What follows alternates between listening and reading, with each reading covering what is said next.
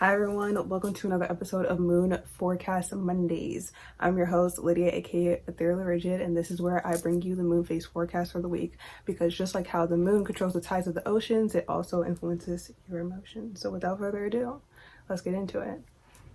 Limos. Okay, Monday we have the waning crescent moon from Capricorn to Aquarius. Then Tuesday, waning crescent in Aquarius.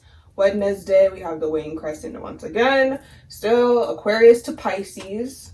Thursday, waning crescent in Pisces. Friday, waning crescent in Pisces to new moon in Aries. Saturday, new moon in Aries. Then Sunday, we have the waxing crescent in Aries to Taurus. Let's talk about it. Okay, so let's first talk about what the crescent moon phase means. Crescent moon is all about new beginnings and transformation, okay? It's all about weeding out the old, no matter waning or waxing. And it's about that fresh beginning, that fresh start. Because whether it's waning or waxing, waning, waning away, you're still making room. You're making room for a new beginning, okay? You're still in that transitionary transformation phase, okay? Whether it's waxing or waning. So let's talk about the signs. Monday, as I said, we have the waning crescent in Capricorn that then switches to Aquarius. Capricorn and Aquarius are both ruled by Saturn, but Aquarius has that earnest energy. Okay, so what we're going to be doing is letting go of rigidness and unnecessary structure. Okay, think the Emperor energy. Think Hierophant, not so much, but still a tad bit, okay? Because it's that structure, it's that tradition.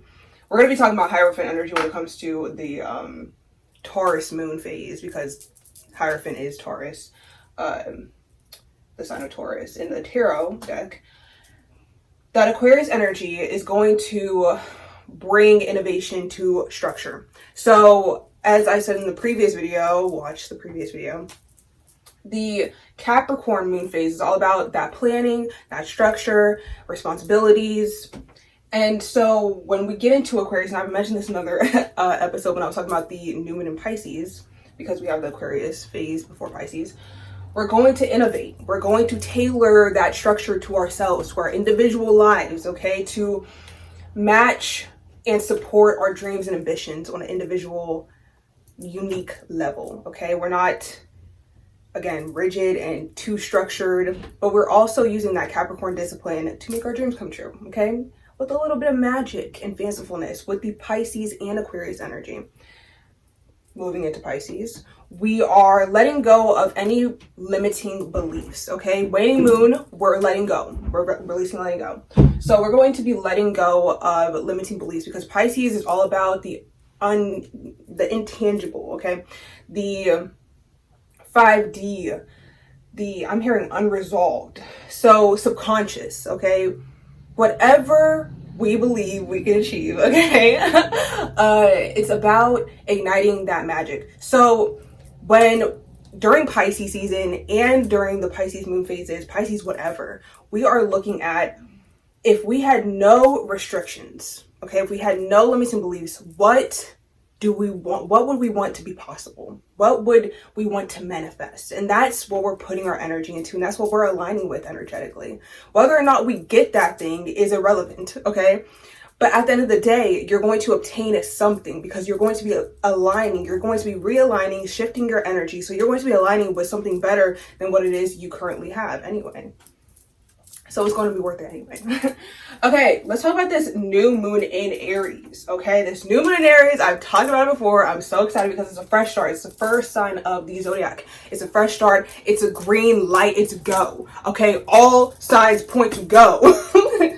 Okay, it's a big fat go. Like, I'm getting like the freaking Monopoly board image in my head. You know, like the big go, and then like collect $200 or whatever. It's a fresh start, it's a new beginning. Like, anything is possible. And that's why it's so important to use that Piscean energy to align with what it is you truly want, and to let go of restrictions during the Aquarius energy.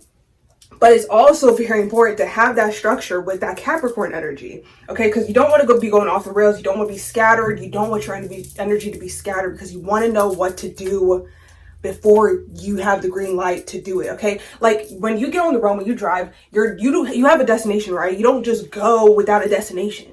Like, you know exactly where you want to go, and so you gotta wait for the green lights along the way, and that's what this road is entailing. Okay, the Capricorn, you have a plan, you know where you want to go. Aquarius, what do you want to do there? What are you going to do there? And Pisces, what would be the best possible outcome when you get there?